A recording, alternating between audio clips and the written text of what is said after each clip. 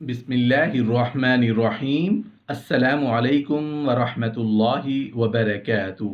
توبہ کے بعد بھی اللہ نے پکڑ لیا تو توبہ کرنے سے کیا ملتا ہے؟ توبہ کے فائدے۔ حضرت داؤد علیہ السلام سے اللہ تعالی نے ارشاد فرمایا، داؤد تمہیں معلوم ہے میں اپنے نافرمانوں سے کتنی محبت کرتا ہوں، اپنے نافرمانوں سے کتنا پیار کرتا ہوں، جنہوں نے میرے حکموں کو چھوڑا، نمازوں کو چھوڑا، زکوٰۃ کو چھوڑا، بڑے بڑے فرائض کو چھوڑا، جو میرے ہی خلاف بغاوت پر اتر آئے ہوں، میرا ہی دیا ہوا رزق کھا کر میری نافرمانی کرتے ہوں، میں کیسی ان سے محبت کرتا ہوں۔ فرمایا جب وہ مجھ سے اعراض کر کے، نافرمانی کر کے مجھ سے دور ہو جاتے ہیں تو میں ان کو دیکھتا رہتا ہوں، دیکھتا رہتا ہوں، دیکھتا رہتا ہوں،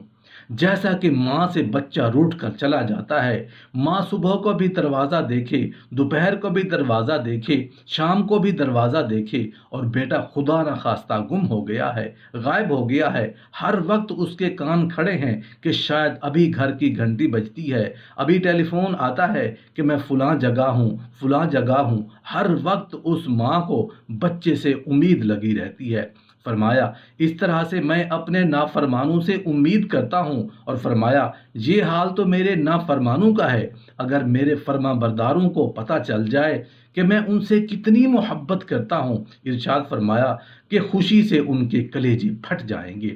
حضرت حسن بن علی رضی اللہ عنہ سے مروی ہے کہ جب اللہ تعالیٰ نے حضرت آدم علیہ السلام کی توبہ قبول فرمائی تو فرشتوں نے انہیں مبارکباد پیش کی۔ حضرت جبرائیل اور میکائیل علیہ السلام حاضر ہوئے اور کہا، اے آدم علیہ السلام، آپ نے توبہ کر کے اپنی آنکھوں کو ٹھنڈا کر لیا۔ حضرت آدم علیہ السلام نے فرمایا، اگر اس توبہ کی قبولیت کے بعد پروردگار نے باز پرس کی تو کیا ہوگا؟ اللہ تعالیٰ نے حضرت آدم علیہ السلام پر وحی نازل فرمائی کہ اے آدم علیہ السلام، تو نے اپنی اولاد کو محنت اور دکھ کی تکلیف کا وارث بنایا، اور ہم نے انہیں توبہ بخشی۔ جو بھی مجھے پکارے گا میں تیری طرح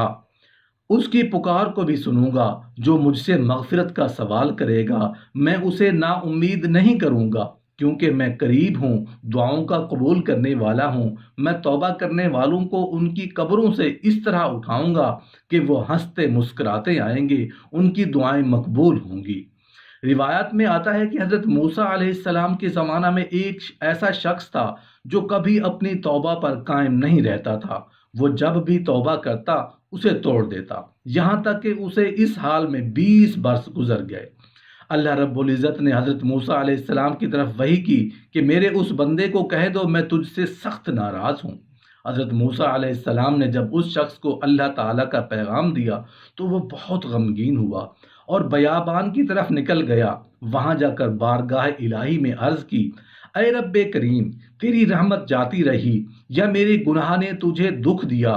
تیری بخشش کے خزانے ختم ہو گئے یا بندوں پر تیری نگاہ کرم نہیں رہی؟ کون سا گناہ ہے جو تیرے عفو درگزر سے بڑا ہے؟ اے اللہ، تو کریم ہے، میں بخیل ہوں، کیا میرا بخل تیرے کرم پر غالب آ گیا ہے؟ اگر تو نے اپنے بندوں کو اپنی رحمت سے محروم کر دیا وہ کس کے دروازے پر جائیں گے؟ اے قادر مطلق، اگر تیری بخشش جاتی رہی اور میرے لیے عذاب ہی رہ گیا ہے تو تمام گناہوں کا عذاب مجھے دے دے، میں ان پر اپنی جان قربان کرتا ہوں۔ اللہ تعالیٰ نے حضرت موسیٰ علیہ السلام سے فرمایا، جاؤ میرے بندے سے کہہ دو کہ تو نے میرے کمال قدرت اور عفو درگزر کی حقیقت کو سمجھ لیا ہے، اگر تیرے گناہوں سے زمین پر ہو جائے تب بھی میں بخش دوں گا۔ جب حضرت آدم علیہ السلام نے شجر ممنوعہ کا پھل کھا لیا اور آپ کے جسم اطہر سے بہشتی لباس اتر گیا، آپ کا ستر مبارک کھل گیا، صرف تاج اور کلغی پٹی سر پر باقی رہ گئے، فرشتوں نے ان دونوں کے اتارنے سے حیا کی تو اس وقت حضرت جبرائیل علیہ السلام آئے اور انہوں نے آپ کے سر مبارک سے تاج اور پیشانی سے پٹی کو اتار لیا، اور پھر آپ کو اور حضرت حوا علیہ السلام کو حکم ہوا کہ تم اور حوا میرے قرب میں نہیں رہ سکتے۔ اس پر حضرت آدم علیہ السلام نے شرماتے ہوئے حضرت حوا علیہ السلام کی طرف دیکھا اور فرمایا، یہ اس خطا کی پہلی سزا ہے کہ اللہ تعالیٰ کی قربت سے ہم کو نکال دیا گیا۔ آرام دہ زندگی اور جنت سے زمین پر آنے کے بعد حضرت آدم علیہ السلام 300 سال تک گریہ زاری میں مشغول رہے، یہاں تک کہ اللہ تعالی نے قبول توبہ کی بشارت عطا فرمائی۔ قرآن پاک میں حضرت آدم علیہ السلام کے جو دعائیہ کلمات بیان ہوئے ہیں، ربنا ظلمنا انفسنا وان لم تغفر لنا وترحمنا لنکونن من الخاسرین، اے ہمارے پروردگار، ہم نے اپنے نفسوں پر ظلم کیا، اگر تو ہماری بخشش نہیں فرمائے گا، ہم پر رحم نہیں کرے گا تو ہم خسارے والوں میں سے ہو جائیں گے۔ فراخی رزق کے لیے حضرت ابن عباس رضی اللہ عنہ روایت کرتے ہیں کہ سیدنا رسول کریم صلی اللہ علیہ وآلہ وسلم نے ارشاد فرمایا، جو کوئی پابندی سے استغفار کرتا ہے، اللہ تعالیٰ اس کے لیے ہر تنگی سے نکلنے کا راستہ بنا دیتا ہے، ہر غم سے اسے نجات عطا فرماتا ہے، اور اسے ایسی جگہ سے رزق عطا فرماتا ہے جہاں سے اس کو گمان بھی نہیں ہوتا۔ حضرت ابو ذر رضی اللہ عنہ فرماتے ہیں کہ نبی کریم صلی اللہ علیہ وآلہ وسلم نے فرمایا،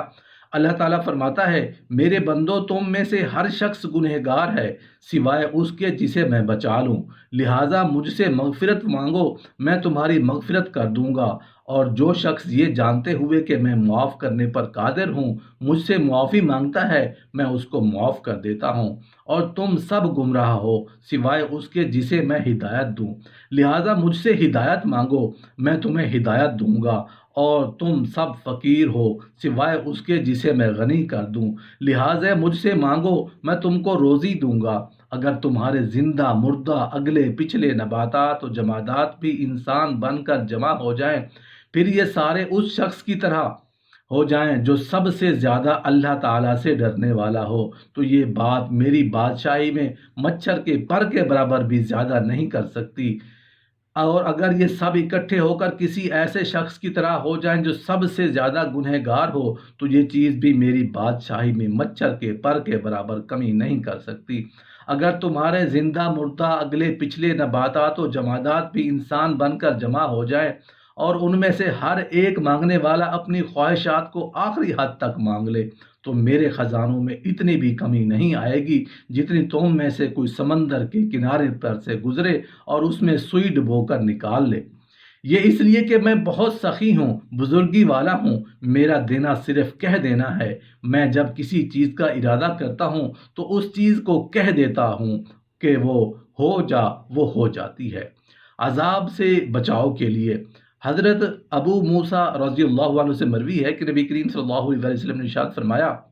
اللہ تعالیٰ نے مجھ پر میری امت کے لیے 2 امانتیں نازل فرمائی ہیں، جو یہ ہے، پس جب میں وفات پا جاؤں گا تو ایک امان اٹھ جائے گی، اور دوسری امان یعنی استغفار قیامت کے دن تک کے لیے اپنی امت کے اندر چھوڑ جاؤں گا۔ حضرت انس رضی اللہ عنہ سے مروی ہے کہ ایک مرتبہ ابو جہل نے بارگاہ الہی میں دعا مانگی کہ یا اللہ، اگر یہ قرآن مجید واقعی تیری طرف سے ہے تو اس کے نہ ماننے کی وجہ سے ہم پر آسمان سے پتھر برسا دے، یا ہم پر کوئی دردناک عذاب نازل کر دے۔ اس پر اللہ تعالیٰ نے سورہ انفال کی آیت نازل فرمائی، اور اللہ تعالیٰ ایسا نہیں کرے گا، ان کے اندر آپ صلی اللہ علیہ وآلہ وسلم کے موجود ہوتے ہوئے ان کو عذاب دے، اور اللہ تعالیٰ ان کو عذاب نہیں دے گا جس حالت میں کہ وہ استغفار کرتے رہتے ہیں۔